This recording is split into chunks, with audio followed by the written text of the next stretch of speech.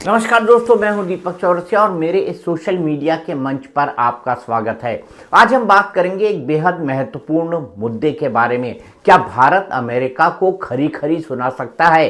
क्या ऐसा कभी हो सकता है? लेकिन ऐसा हुआ है और ये खरी खरी भारत ने अमेरिका को सुनाई है और भारत ने अमेरिका को यहां तक कह दिया कि अगर अमेरिका ने ट्रेड डील पर अपने तेवर नरम नहीं किए और ट्रेड डील पर बातचीत शुरू नहीं की तो हम अमेरिकी राष्ट्रपति डोनाल्ड ट्रंप के कार्यकाल के खत्म होने तक का इंतजार करेंगे और ऐसा करते हुए भारत को किसी भी तरह की कोई भी दिक्कत का सामना नहीं करना पड़ेगा।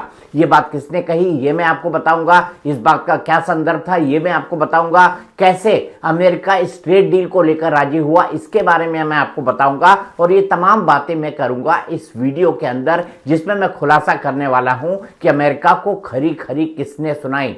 दरअसल ट्रंप लगातार ट्रेड डील होने के बाद ये दावा कर रहे हैं कि ये ट्रेड डील डोनाल्ड ट्रंप जो कि अमेरिका के राष्ट्रपति हैं उनकी बहुत बड़ी जीत है।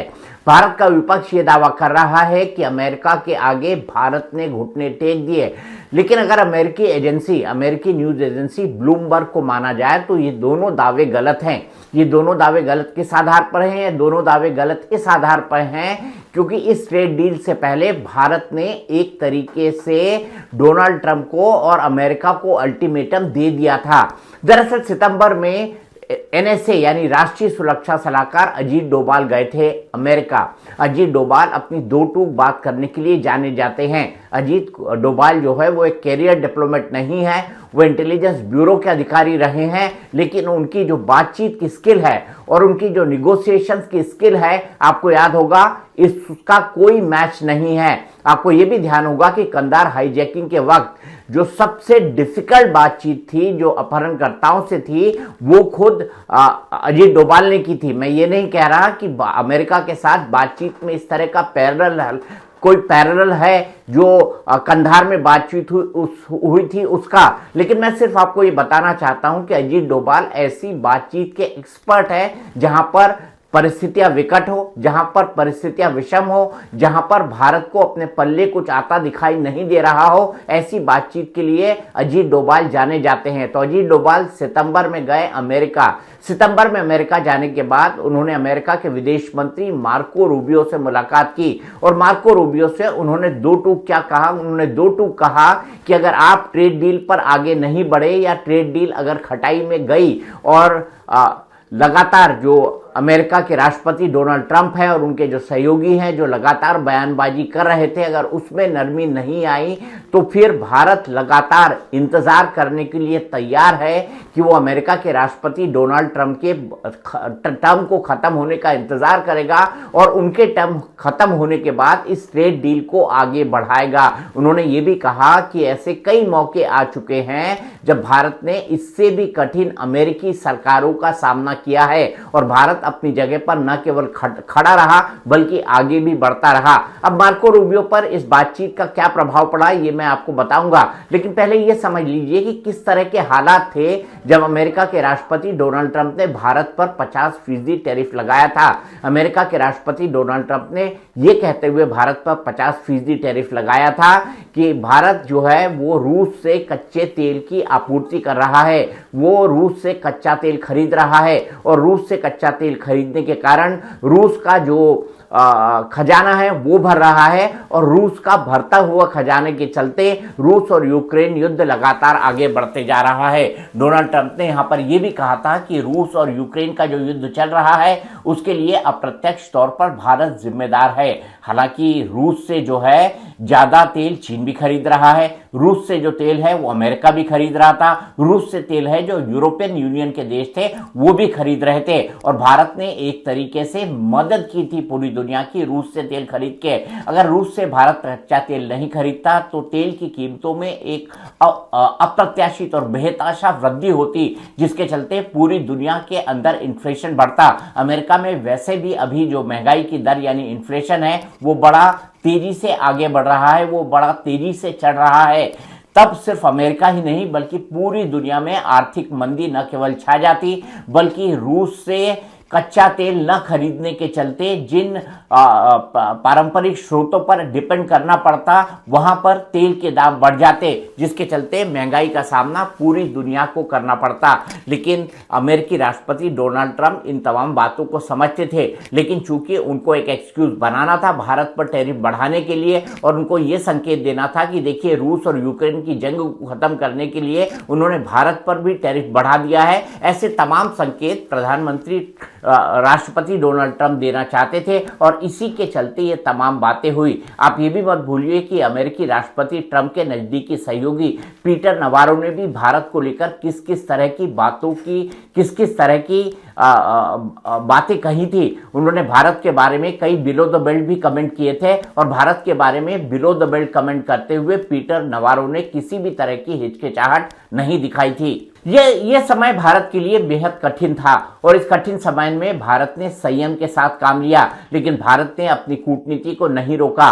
भारत अपनी कूटनीति के रिश्तों को लगातार आगे बढ़ाता गया। सितंबर में, आपको याद है, सितंबर में भारत के प्रधानमंत्री नरेंद्र मोदी ने चीन के राष्ट्रपति शी जिनपिंग और रशिया के राष्ट्रपति व्लादिमीर पुतिन से मुलाकात की थी। इस मुलाकात की तस्वीरें पूरी दुनिया के अंदर साझा की गई थी, और ये तस्वीरें देखकर अमेरिका के राष्ट्रपति डोनाल्ड ट्रंप बेहद दुखी हुए थे, और तभी से जो है भारत ने ये समझ लिया था कि अगर राष्ट्रपति डोनाल्ड ट्रंप को जो है ट्रेड डील के लिए राजी करना है तो उनके साथ दो टूक बातचीत करनी होगी। इसी के बाद सितंबर के महीने में अजीत डोभाल, जो कि भारत के राष्ट्रीय सुरक्षा सलाहकार है और अपनी दो टूक बातों के लिए जाने जाते हैं, वो अमेरिका गए। ब्लूमबर्ग ने ये जो जानकारी है, ये भारत के जो आधिकारिक सूत्र हैं उन्होंने नाम न छापने की शर्त पर बताई है। उनका कहना है कि अमेरिकी राष्ट्रपति डोनाल्ड ट्रंप के ऊटपटांग बयानों के बीच, भारत विरोधी बयानों के बीच भारत ने फैसला किया कि अजीत डोभाल को अमेरिका भेजा जाएगा। अजीत डोभाल जब अमेरिका गए तो उन्होंने अमेरिका के विदेश मंत्री मार्को रूबियो से मुलाकात की, और मार्को रूबियो से साफ साफ कहा कि जिस तरह के बयान डोनाल्ड ट्रंप दे रहे हैं, जिस तरह की बातें उनके नजदीकी सहयोगी कर रहे हैं, भारत उससे डरने वाला नहीं है। भारत अपने कदम पीछे नहीं खींचेगा, और भारत इन तमाम जो बयान हैं या तमाम जो चीजें कही जा रही हैं उससे किसी भी तरह से डरने वाला नहीं है। उन्होंने मार्को रूबियो से साफ साफ कहा कि भारत ने इससे पहले भी जो निगेटिव अमेरिकी सरकारें हैं उनको देखा है और उनका सामना भी किया है। भारत की सेहत पर इसका किसी भी तरह से कोई असर नहीं पड़ा है। अजीत डोभाल ने खरी खरी सुनाते हुए मार्को रूबियो से दो टूक कहा। उन्होंने दो टूक कहते हुए साफ साफ ये बात कही कि अगर अमेरिका के राष्ट्रपति डोनाल्ड ट्रंप ट्रेड डील करने में इंटरेस्टेड नहीं है, अगर वो ट्रेड डील नहीं करना चाहते हैं, इसी तरह के बयान देना चाहते हैं और इसी तरह के बयान उनके नजदीकी सहयोगी देना चाहते हैं, ऐसे में भारत को किसी भी तरह की कोई गुरेज नहीं होगा कि अमेरिकी राष्ट्रपति डोनाल्ड ट्रंप के कार्यकाल के खत्म होने का इंतजार करें। आपको पता है अमेरिका के राष्ट्रपति डोनाल्ड ट्रंप का एक कार्यकाल, हर अमेरिकी राष्ट्रपति का कार्यकाल 4 साल का होता है। उसी तरह डोनाल्ड ट्रंप का भी एक कार्यकाल 4 साल का है, जिसमें लगभग 1 साल से कुछ ज्यादा का वक्त गुजर चुका है, और इस गुजरे हुए वक्त में डोनाल्ड ट्रंप ने कई ऐसी बातें की हैं जिसके चलते पूरा का पूरा वर्ल्ड ऑर्डर डिस्टर्ब हुआ है। उन्होंने मनमाने टैरिफ लोगों पर लगाए, उन्होंने मनमाने बयान दिए, उन्होंने कई राष्ट्राध्यक्षों का न केवल अपमान किया बल्कि उनके बारे में निगेटिव टिप्पणी की। लेकिन डोनाल्ड ट्रंप ये जानते थे कि भारत की सहनशीलता कभी भी जवाब दे सकती है, इसीलिए न तो उन्होंने शी जिनपिंग के बारे में कोई नेगेटिव टिप्पणी की, न राष्ट्रपति व्लादिमीर पुतिन के बारे में की, और न ही भारत के प्रधानमंत्री नरेंद्र मोदी के बारे में। हाँ, भारत के बारे में ऊटपटांग टिप्पणियां वो जरूर करते रहे। उन्होंने ये तक कहा कि रशिया और यूक्रेन के युद्ध का जिम्मेदार भारत है, क्योंकि वो रूस से तेल खरीदकर उनका खजाना भर रहा है। लेकिन मार्क रूबियो से बातचीत में अमेरिकी राष्ट्रपति को यह संदेश देने के लिए कहा गया, और इस संदेश बिल्कुल दो टूक था कि अमेरिकी राष्ट्रपति के ट्रंप के खत्म होने का इंतजार किया जाएगा। उन्होंने ये भी कहा कि भारत जो दुनिया का सबसे बड़ा आबादी वाला देश है, उसको अमेरिकी राष्ट्रपति या उनके सहयोगियों के बयान के माध्यम से डराया नहीं जा सकता। और डराया नहीं जा सकता का ये मतलब है कि भारत वेट एंड वॉच बड़े आराम से कर सकता है। भारत इस बात का इंतजार करेगा कि अमेरिकी राष्ट्रपति डोनाल्ड ट्रंप जो है उनका कार्यकाल कब खत्म होता है और उसके बाद जो है इस ट्रेड डील को अंजाम दे।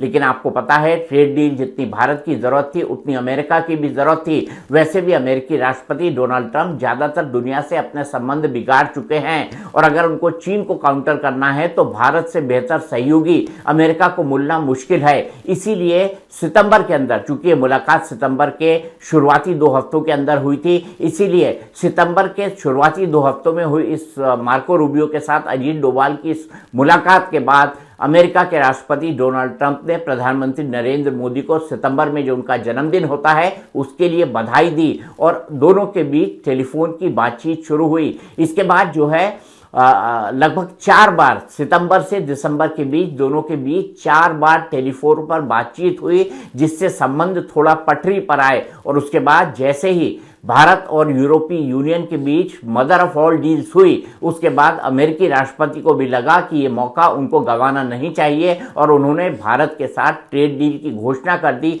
एक ऐसे वक्त की जब भारत के विदेश मंत्री एस जयशंकर अमेरिका के अंदर हैं और जो रेयर अर्थ मिनरल के ऊपर दुनिया की एक पूरी दुनिया की एक कॉन्फ्रेंस चल रही है उसमें शामिल होने के लिए वो गए हुए हैं।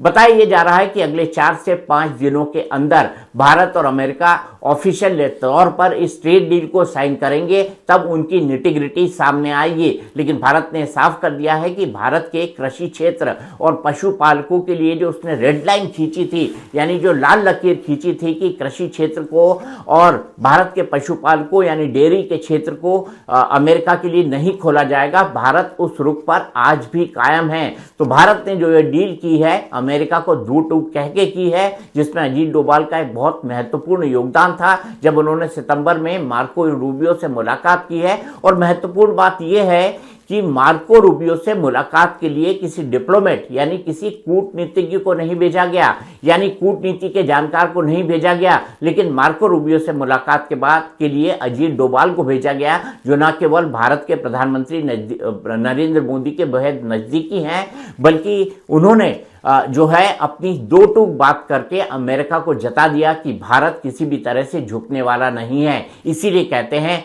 झुकती है दुनिया, झुकाने वाला चाहिए। आपको ये मेरा वीडियो कैसा लगा? अपनी राय मुझे कमेंट बॉक्स में जरूर दीजिए। मुझे अधिक से अधिक लाइक कीजिए, शेयर कीजिए और सब्सक्राइब कीजिए। आज के लिए इतना ही। नमस्कार।